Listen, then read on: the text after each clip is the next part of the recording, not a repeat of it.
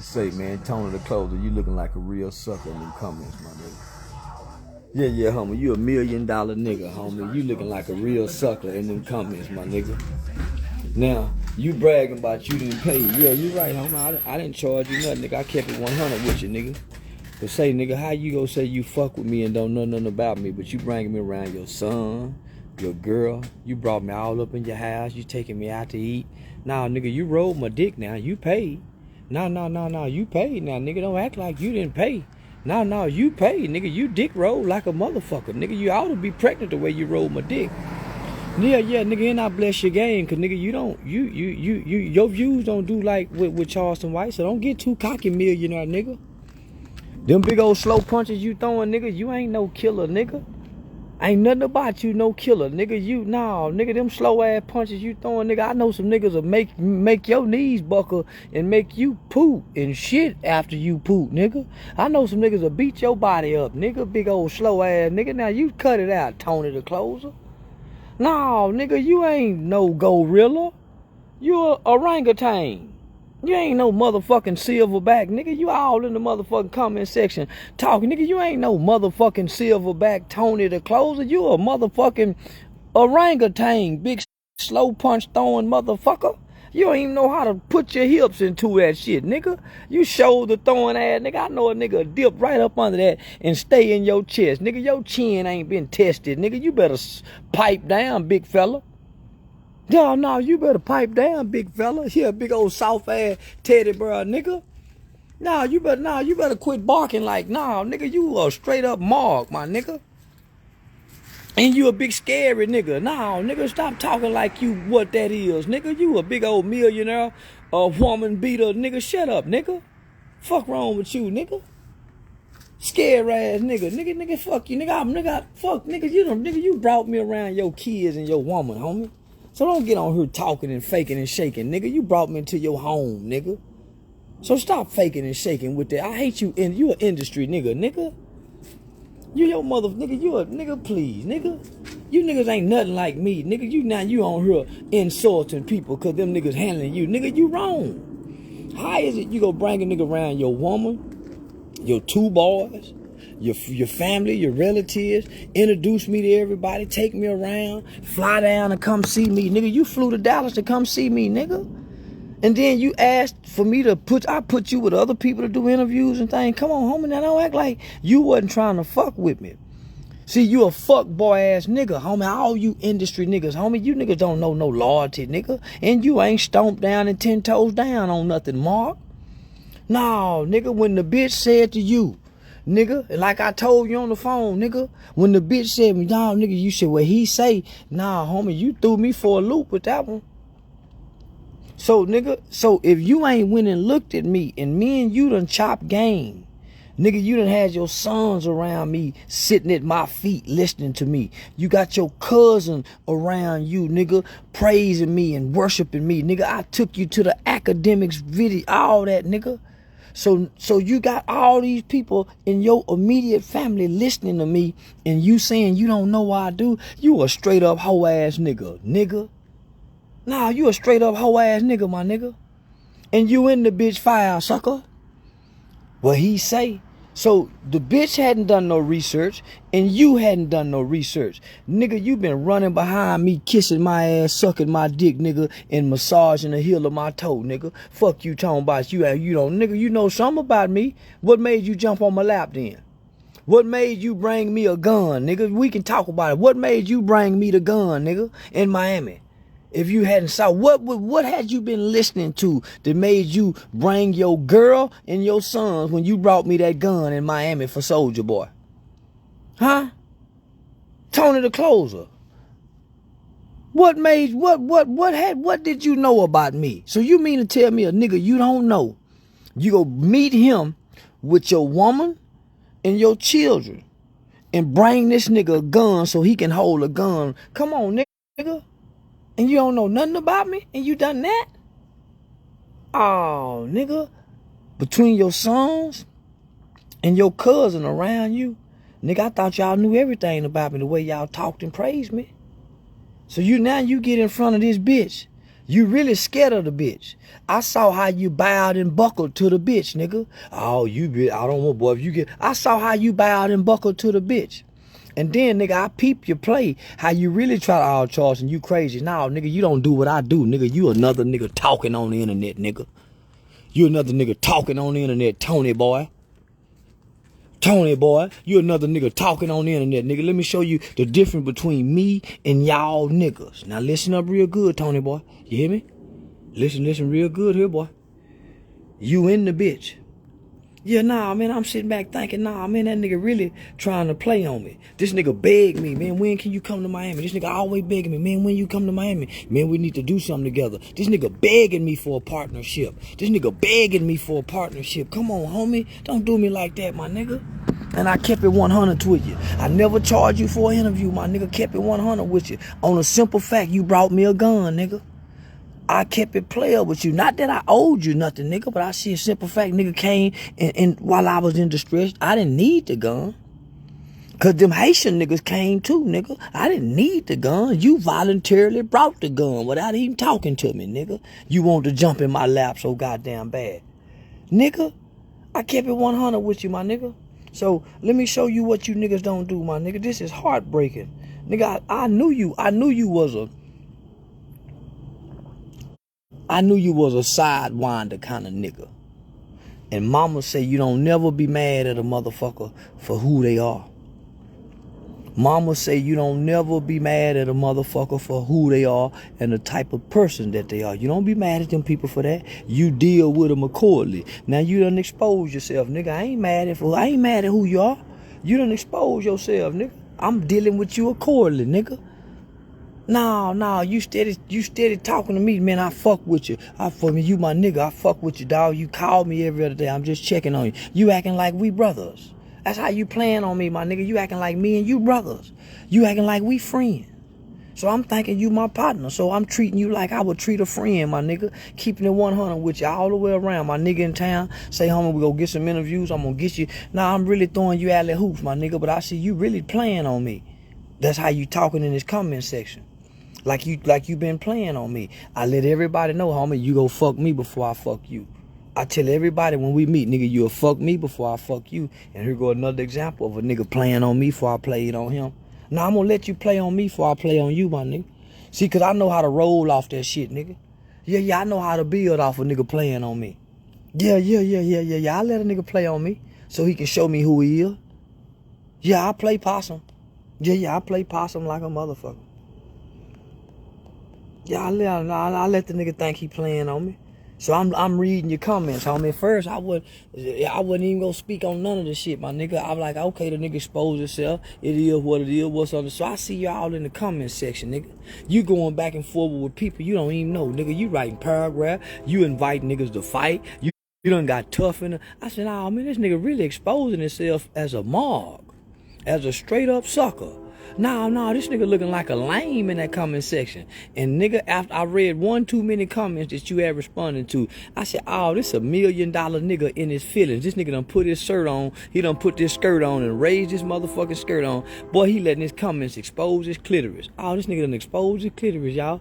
This nigga got a Rolls Royce truck, homie. This nigga staying up in a high rise so motherfucking high in Miami. This nigga arguing with people online, my nigga, in the comment section.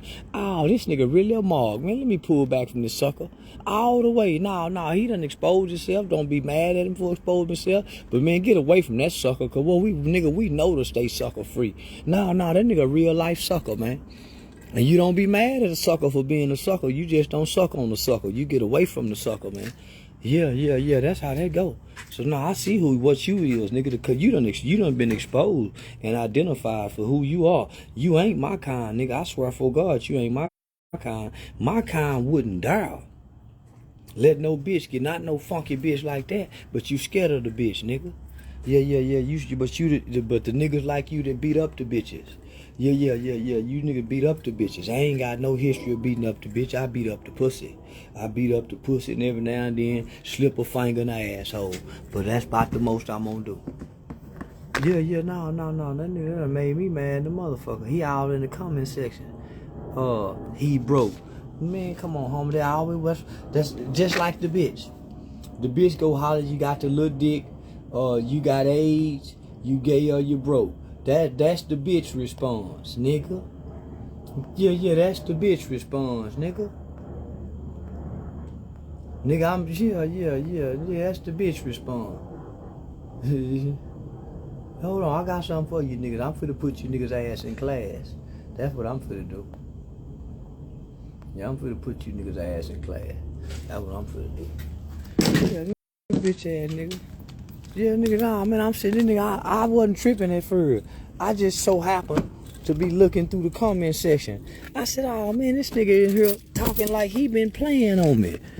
Yeah, he talking to me like we Starsky and Hutch kind of friends. Yeah, I'm thinking we Starsky and Hutch. I'm keeping this nigga done brought. Yeah, nah, man, I'm thinking we Starsky and Hutch.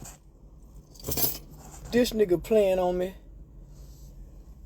Like I'm Screech. Yeah, he trying to treat me like I'm Screech off Saved by the Bell, and he's Zach. Yeah, no, don't nobody want to hear Tony the Closer talk about a motherfucking thing. He dull. Yeah, he dull. Yeah, nigga, nah, man, I'm thinking, yeah, this nigga trying to handle me like I'm Screech. And I'm thinking this is some Starsky and Hutch kind of shit. See, that's what happens. You think you can make, these industry niggas is not to be making friends with. Man, yeah, you do biz, yeah, man. Yeah, man, I'm glad my man, yeah, man. Yeah, man, I be trying to keep it 100 with these niggas. Hold on. Cut this shit out. I had the opportunity to meet these folks in Texas Western University. We were doing a presentation on human trafficking. And he presented, and at the time we had a chance to meet one another. And when I listened to his story, I was very much inspired. And it left an indelible mark on what he had to say.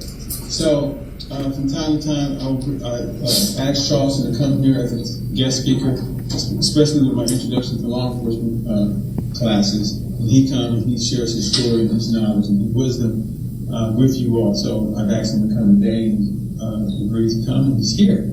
So I'm going to bring you up, Charleston, and I won't allow you to tell the class a little bit about yourself and your story. Yeah, this is Charleston section. This is Charleston. Yeah, you go ahead and sit here.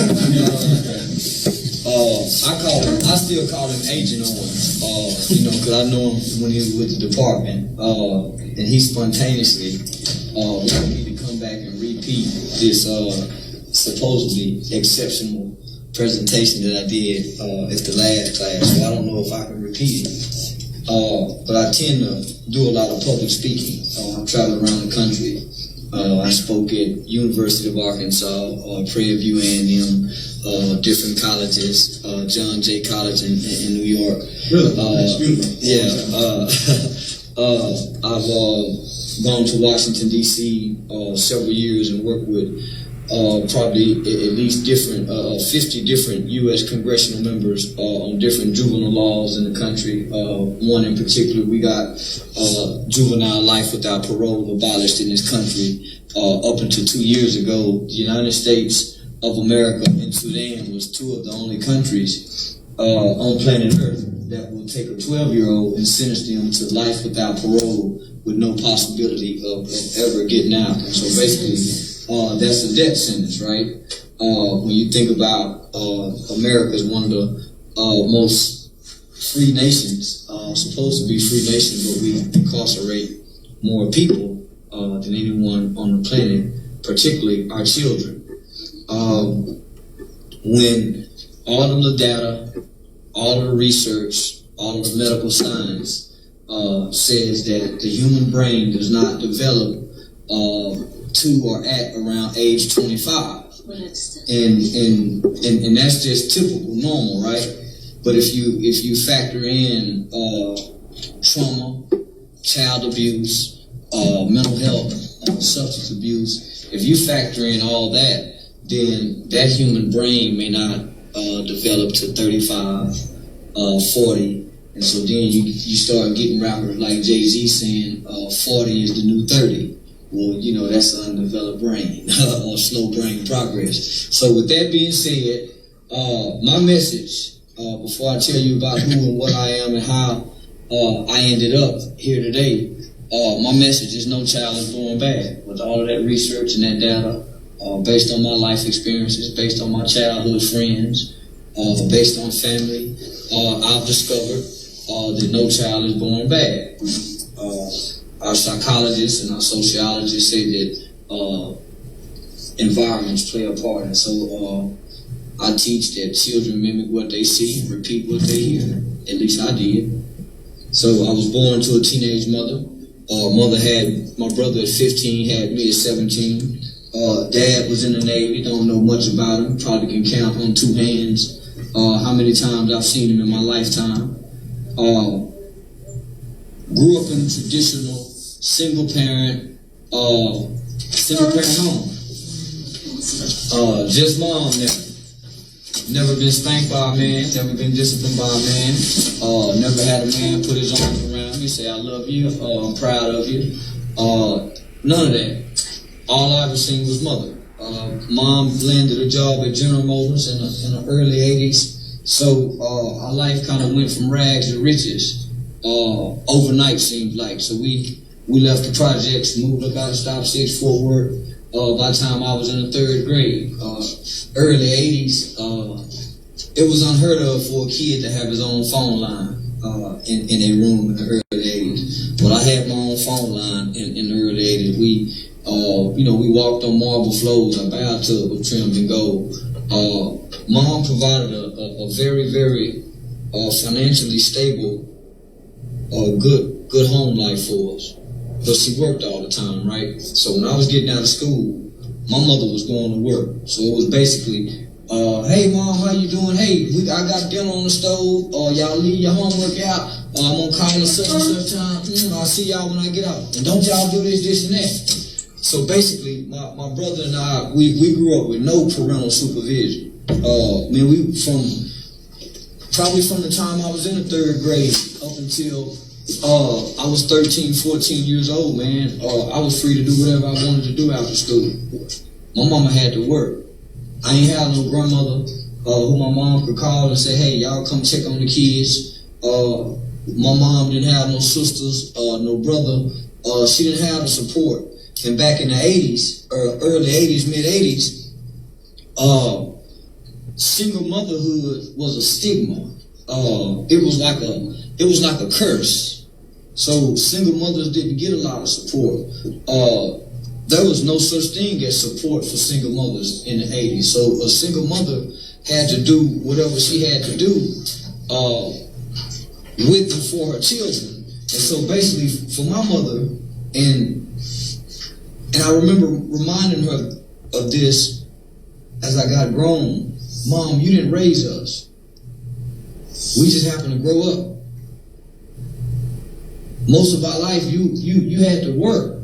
You had to. You couldn't stay home and teach us. We didn't sit around the table and eat. So you just made sure that the environment that we grew up in was a good environment. We wasn't at no one's house being abused, right? So my mom had an older brother, which was my Uncle Wayne. Only male exposure that I probably remember having, other than a few other uncles, but just a major influence was my Uncle Wayne.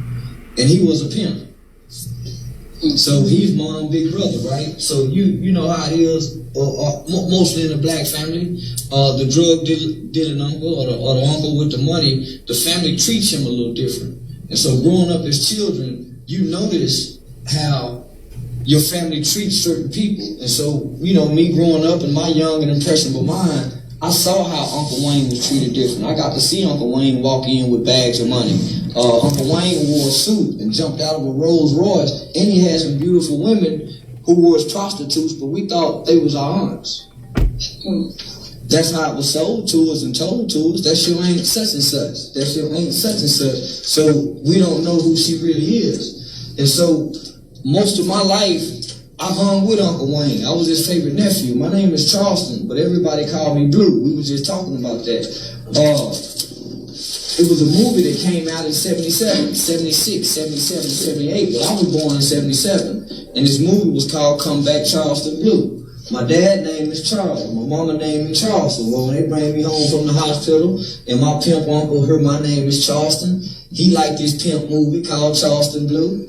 And so that's where I get my nickname from. And it stuck with me till this day. Till this day, people still call me Blue. I got old elder aunties. When we go to a family reunion, they go get excited. Hey, there go that Charleston Blue. So, not knowing the influence that labels have. You know, y'all are going into law enforcement, right? Labels have a big influence. And labeling played a big part in my character, in the type of roles that I played throughout life. So let me get to the point. I'm just kind of taking you on through. My uncle, very abusive to women. I can remember waking up at times in the middle of the night. He whooping along. I got to get up and go to school the next morning. I can remember riding with him. He's going through the avenues and streets, stopping them, on the streets, as we call it, checking money, picking up money from them, maybe chastising them, cussing them out. And I rode in the car with them, kind of like as a family. McDonald's, getting a Happy Meal.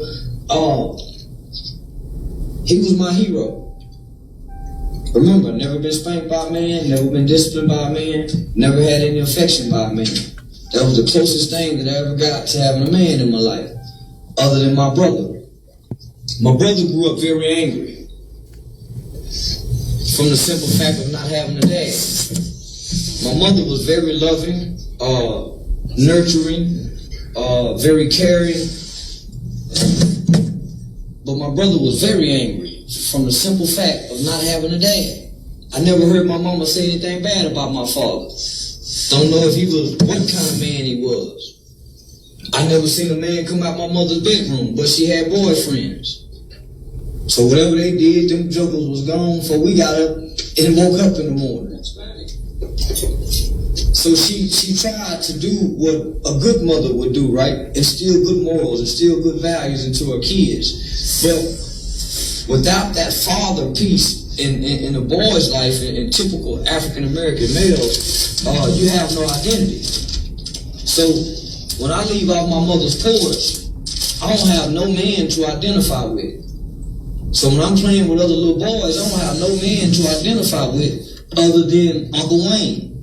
Other than what I saw Mama do. So if I didn't have Uncle Wayne, then I would mimic my mother. And I was talking about a kid the other day in the other class. He used to sit down and pee.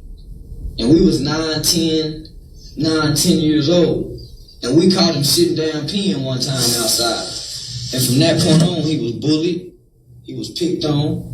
But he had been growing up watching his mom sit down and pee. He ain't never seen a man stand up and pee.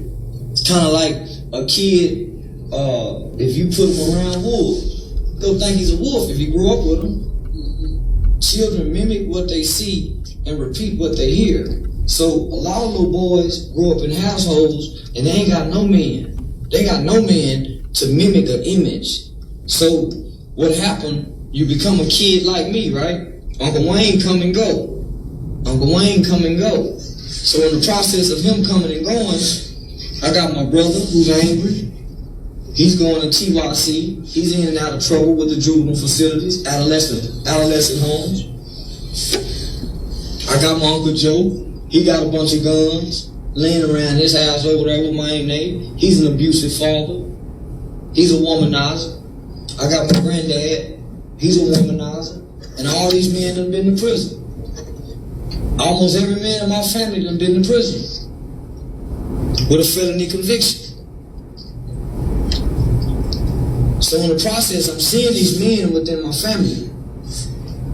So then when I step out in my community and I start paying attention to the other men out in the community, I start noticing the guys who came home from prison. When the guys came home from prison, they were celebrated. They had the biggest block parties that you could ever see in my community. And then I noticed when the kids graduated from high school, the third parties was nothing like the guys when you came home from prison party. These parties look boring. Man, this is the party I want.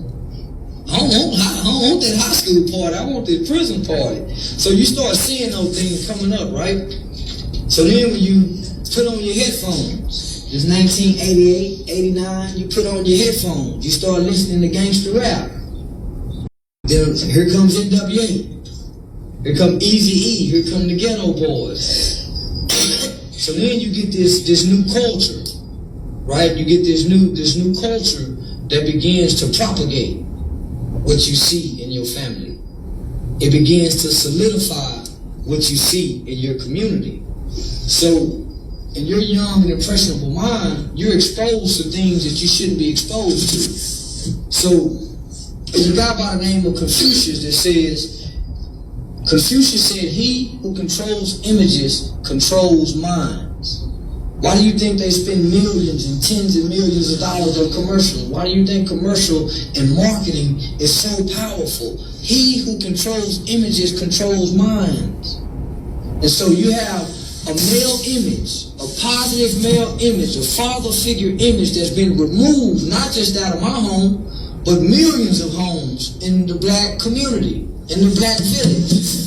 Then all of a sudden, these images are replaced with gangster rap. Remember, before then, we had MC Hammer. We had Kid and Play. Remember, remember before then, we had dancing music. Then all of a sudden, these images come through. So I'm listening to the lyrics, and the lyrics is propagating and solidifying and glorifying. And glorifying.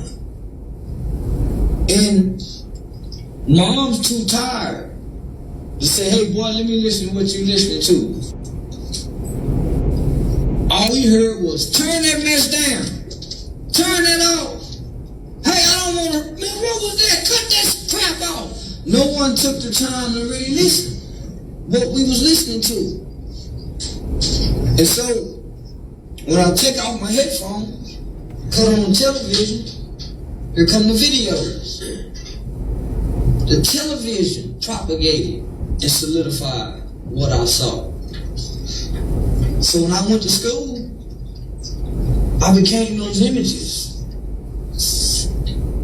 I became those images. Eazy-E, NWA, man, they talked about everything.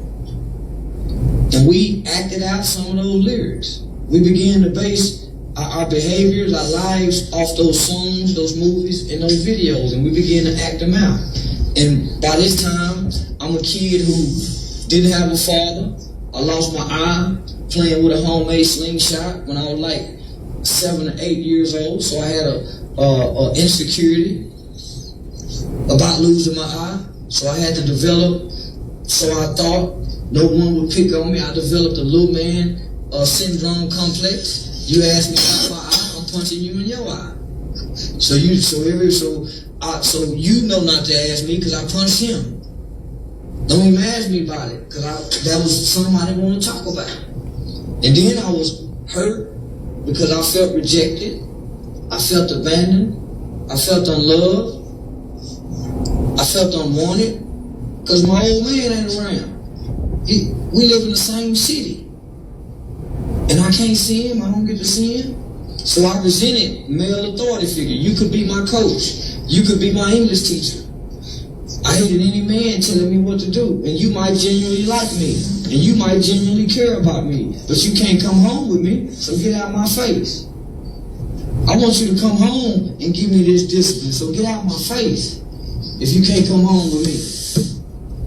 And so I wasn't used to no man telling me what to do. I resented it. But a woman could say, hey, boy, pull them pants up. Yes, ma'am. Because I was used to my mother getting on to me. And it was easy for me to accept discipline and correction coming from a woman than it is from a man. So, after so long, Mama, where my daddy at? Mama, can we go see my daddy? After so long, that hurt and that rejection, if it's not processed, Mom don't know what to say, and she ain't got the time, but she tired. She frustrated. So I ain't got nobody to talk to about what I feel on the inside, right? So as a kid, you internalize everything, and you begin to blame yourself. And you need an outlet. You need an outlet. I didn't play sports. My mama had to go to work. We had nobody take us to football practice. So I needed an outlet. So my hurt and my pain evolved as it typically do. It turns into anger. It turns into anger. At times it develops into hate. So what you see with my people in my community, you see a lot of hurt black men and black boys walking around that y'all went to school with. And you just say, man, he always act like he tough. Then he act like he can beat up everybody. He hurt. All the tough black guys with the big mean faces is walking around like they can beat up everybody they hurt. And that's an act that they gotta put on to disguise the hurt and the pain and the rejection. All that comes from not having a dad.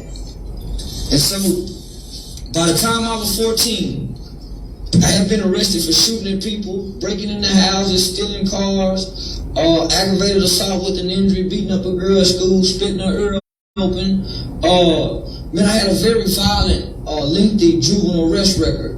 And a lot of my violence wasn't because I was violent.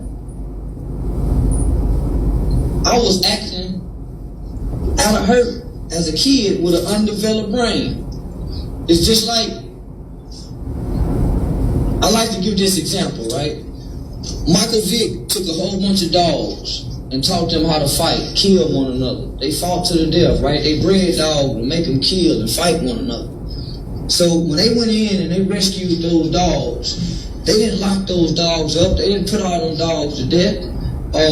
What they did, they gathered up all them dogs and put them in an environment where it was love.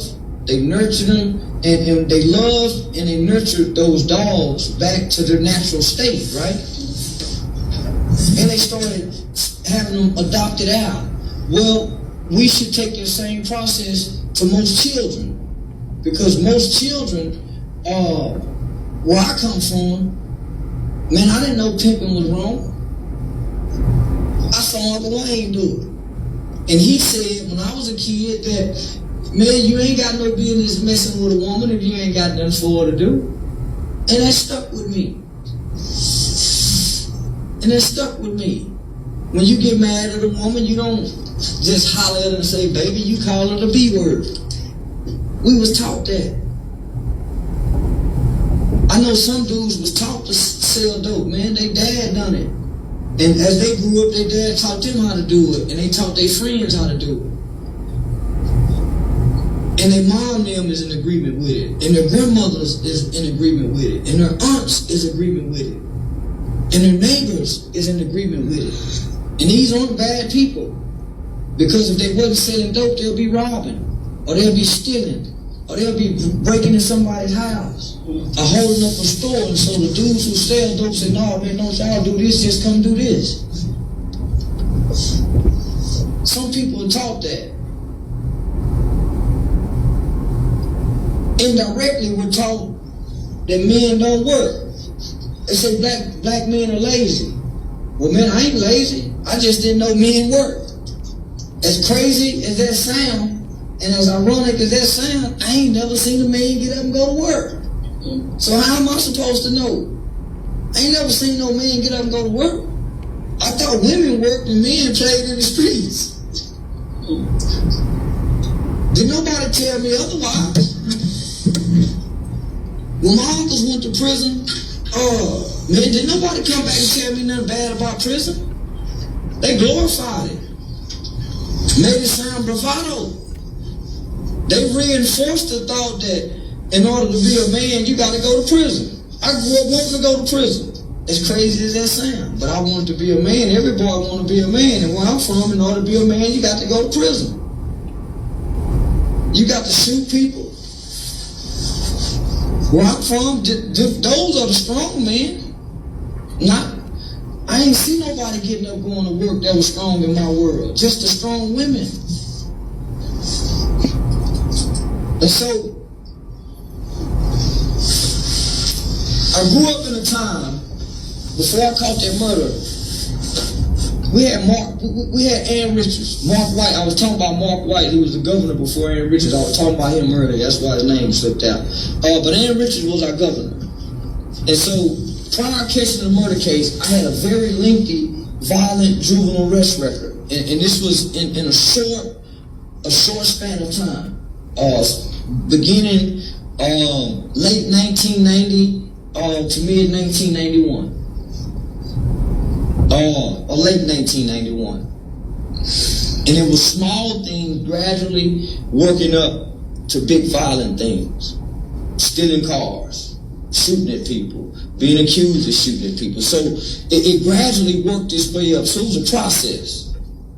And because I come from a good home, when I went to court and my mother showed up in the courtroom or the police station, they look at my mother and tell this kid comes from a good home. My mannerisms. I was very charming and charismatic as a kid. I knew how to get in front of the judge and say yes sir and no ma'am. Compared to my friends, when they wasn't taught that, right? So when they got in front of the judge, they yell, no man, you know. So they didn't know how to clean up. And maybe their mother wasn't as well dressed, as articulate as my mother. Their mama probably came to court with rollers in her head, in her robe, and so he didn't get treated like I got treated, right? I was able to pick up on those type of things as a kid. And they would say things, well, you just come from a good home, so I knew to play the role. I was just with the wrong people at the wrong time. But I was the leader of the pack. Because I was smaller, I got a little favor. Big old black dude like him go to court, he'll get more time than me. He's darker, he's bigger. All that plays a part in the mind of a judge, a juror, or probate. All that plays a part. They don't teach that, but all that plays a part. How big and black. They think about if I saw him on a dark street, that juror would think, oh no, compared to a little old bitty guy like me. September 18, 1991. Me and 3 friends decided to skip school. I ran away from home. I was tired of my good life. I was tired of sleeping in my big old nice bed with an icebox full of food, and I wanted to live like the ghetto children. I was tired of walking on the marble floors, this big old beautiful brick home with the basketball goal. I was tired of all of my name brand clothes, my jabots and my polka dot shirts to Kwame, and I was tired of all that good living, and I wanted to live like the ghetto children. I wanted to be able to not have no parental supervision. I was tired of my mother saying I need to talk to their mama if you go spend a night over their house, what time you leaving. I wanted to live like the ghetto children. And my mother fought hard to make it out of that. And I fought hard to go back to it, driving my mama crazy, both my brother and I. Because in my culture, the ghetto, the gutter, the slums, if you want to be important, if you don't come from that, or if you're not a part of that, then you're not accepted and embraced as being authentic and bravado in the black community. A kid who didn't come from the projects, if he come down to his cousin's house, he got to fight. They gonna pick on him. Man, you ain't come from the hoods. You ain't real. I got it out the mud. You ain't get it out the mud. Your mom. So I wanted to go back to that. We made it out of that, and I wanted to go back. So that was the struggle between my mother and her children. She moved so far away from that, and we was trying to bring that to the place she was taking us to. That's how the name Arlington got Ag Town. All these middle-class black people and middle-class people came to Arlington trying to get their kids away from that. They brought the ghetto with them. That's how Arlington got the name Ag Town. So we decided to skip school one day. I done run away from home, and we've been having sex with teenage girls all night like we grown. We've been tricking with the dope fiends. If y'all don't know what that means, having sex with the grown women for crack. During 1991, you had crack addicts who looked like video models. Crack was new, right? It hadn't done its damage. We was able to sleep with our homeboys' mamas. We was able to sleep with our homeboys' grandmamas. So that's where you see the respect factor in our community is gone. Y'all forgot about the crack babies, right? They had to grow up. A lot of the problems you see in my community, crack babies are now adults and they have had children. And they suffer from a dual diagnosis, substance abuse and mental health abuse that hadn't been diagnosed. So we skip school. We go to the Farm 303 Mall. The plan was, we just go run in the Foot Locker, run out with the athletic jackets and go on about our business. But prior to that, we stopped by my girlfriend's house and broke into it. Her daddy was a Dallas police officer. We stole his gun, a bulletproof vest, they Nintendo, they Sega, they VCRs, and ate a little bit of food out the icebox and went and sold that stuff. And we went on a crime spree as children. Just out committing crime, man, skipping school. And so we went to Farm 303 Mall, went in, ran out with the jackets. In the process, the little white Foot Locker dude looked like he was fresh out of high school, out of college, decided he wanted to chase us. When we get to the parking lot, it's another white dude in the parking lot working on his car. He had just got married 3 days prior, and he decided that he's gonna die a hero today. He decided that he's gonna die a hero. He had just got married. He should have been minding his business, man. Let them little black boy, but he decided I'm gonna step in and try to stop them from getting away with them jackets. And in the process, he lost his life in broad daylight. All over some jackets. Man just got married. I remember reading in the newspaper when he took his wife out to eat. He had already went early that day and had a wedding ring placed inside a strawberry and put on top of a cake, so when she bite the strawberry, she bite into the ring. That's how he proposed to her. I was real intrigued about reading about them and learning about them once I got grown, because I never got a chance to read all the newspaper articles. Very, very high profile crime. Front page paper on every news station, TV talk shows, all of that. I fell in the generation. That day I became part of a generation of children in the state of Texas who began to commit crimes such as capital murder, aggravated sexual assault, kidnapping, arson, violent crimes like that. We were the first children in this state, as well as throughout the country, who began to be tried, sentenced, and adjudicated for violent crimes such as capital murder and murder. I was charged with capital murder. I was sentenced to 12 years for murder. Spent right at 7 years incarcerated in the Texas Youth Commission, now known today as the Texas Juvenile Justice Department. I'm what you call a state baby. State of Texas invested probably a little over $1 million into my rehabilitation at $120,000 a year. Very expensive to incarcerate a juvenile for 1 year compared to an adult. Very expensive. Had the best education, the world's best psychiatrists and psychologists, because the world and our society wanted to know what made kids kill. There was a lady by the name of Debbie Price who wrote an article, Kids Who Kill With No Remorse. Made her famous. Made us look horrible. I bragged about the crime because I was never taught to be remorseful. You was taught that if you hit somebody, say sorry, apologize. But I was never taught to be empathetic. I didn't learn the value of life. But how can you teach someone the value of life when they're in pain? How can you teach me the value of your life or you when I'm in pain? When a person's in pain, man, they don't care about nothing. If you got a stomach ache that's hurting you so bad, man, I don't care if your toe hurt. So how can you teach somebody when they're in pain? Frederick Douglass said it's easier to create strong children than it is to repair broken men.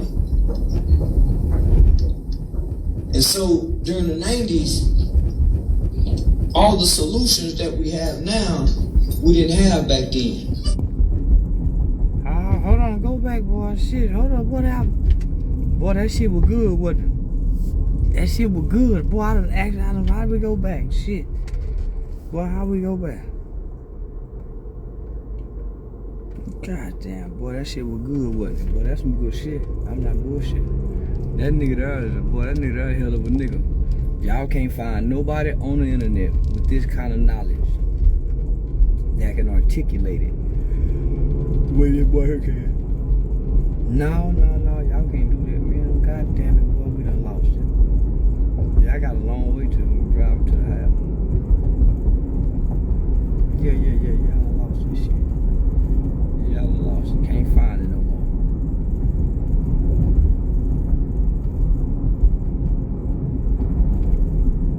Yeah, can't find it no more. God, dog, hold on. Yeah, nah, man, them niggas be tripping, man. Like I ain't the truth with this shit, man. It's me teaching at a college motherfucking campus, man. And them niggas be, well, he say he a community activist. He say. Okay.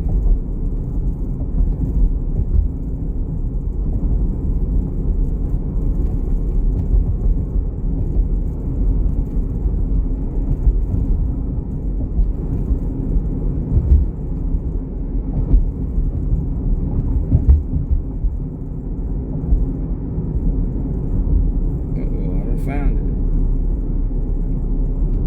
it. Yeah, I found it, y'all. Yeah, y'all pulled it back up.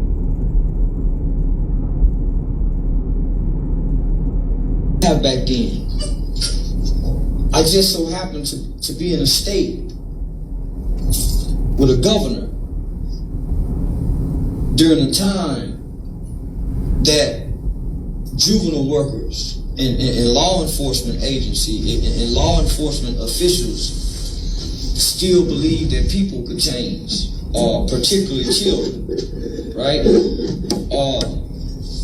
There was nothing punitive about the juvenile system in 1991 when I entered into it during the 90s. There was nothing punitive. There was nothing about punishment. Everything was focused on resocialization and rehabilitation. In the state of Texas during that time and still today, there's a juvenile law that's called the Texas Juvenile Determined Sentencing Law. And with this law and under this law, a juvenile in this state of Texas, if they commit a felony now, it used to be a violent crime.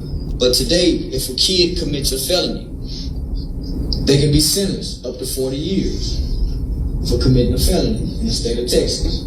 And under this law, you go into one of their maximum juvenile security facilities. At the time, it was Giddings State School.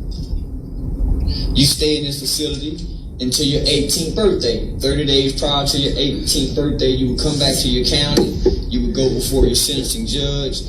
Based on your behavior in this facility, based on the heinous of your crime, based on a state recommendation, and based on what your victim had to say, the judge would make a determination to either send you to prison, recommit you back into the Texas Youth Commission where you could possibly stay an additional 3 years up until your 21st birthday, or parole you. Those were my options. Remember I told y'all I wanted to go to prison, right? When I got my time, I didn't want to be locked up, but I felt like I had been prepared. All my uncles. I was a kid who was asking questions. Man, what was jail like? What was prison like? Say, Uncle Curtis, I was a kid in the neighborhood with the street guys asking questions about prison and jail, getting prepared. So when I got there, I spent 4 years trying to go to prison. Remember I said the way you go home is based on your behavior, how you did there. Most kids went there and tried to go home. Man, I went there and I wanted to graduate. My brother then was writing me from prison. A few of my homeboys that was a couple years older than me was writing me from prison, telling me about prison, and boy, they were making it sound fun. I ain't lying, they were making it sound fun. So I joined the game. I hadn't been exposed to the gang culture prior to going into this facility. My mother left the hood so we don't be exposed to that. But when I got inside this juvenile facility, man, and I got exposed to this gang culture, it was everything I was looking for. It was coming from a single parent home with just my mama. It was everything that I was looking for. And I joined it, I excelled in it, I thrived in it, and for long I was a shot caller. By the time I was 18 years old, the state had a strong recommendation for me to go to prison. I earned that recommendation, I should have went, but I didn't go. Had they let me out at the age of 18, I would have committed another murder. I couldn't wait to get out and commit another murder. That's all I fantasized and preoccupied my mind about, because I wanted to go to prison for putting in work for the gang. I got a new image, right? The gang culture by this time in 93, 94, 92, the gang culture is the most influential and most powerful culture throughout this country during this era. You got the gangster image. The gangster image. That's all you see on Yo MTV Raps, Rap City in the Basement. The gangster image. And we learn to develop a hate on top of the pain and the hurt and the anger. We learn to hate one another for a color. Now we got something to direct all our anger towards. A color. So I needed an outlet. But it wasn't who I was. And so I spent 4 years embracing the gang culture, swearing and you know, saying an oath to my mama, to the facilities, to the workers, that I'm gonna die for this gang, that I don't believe in no God, that the Crip God, I mean, I'm denouncing everything, religion, everything for this gang thing. And I'm getting mad at my mama if she come up here with a red shirt on. And she don't know nothing about this gang life. This ain't the baby. This ain't that little innocent kid that she knew before he went into this facility. But I'm in an environment now. And I'm a product of this environment. And it's kind of, I like it. I like it. I'm somebody. And I'm good at this. I'm one of the worst ones, mama. And I like it. And I like it. And so, when it was time to go back to court, there was four people who worked on my dorm. Miss Pumple, Mr. Rocha, Mr. Nelson, and Mr. Mathis. 2 black men, 2 white women.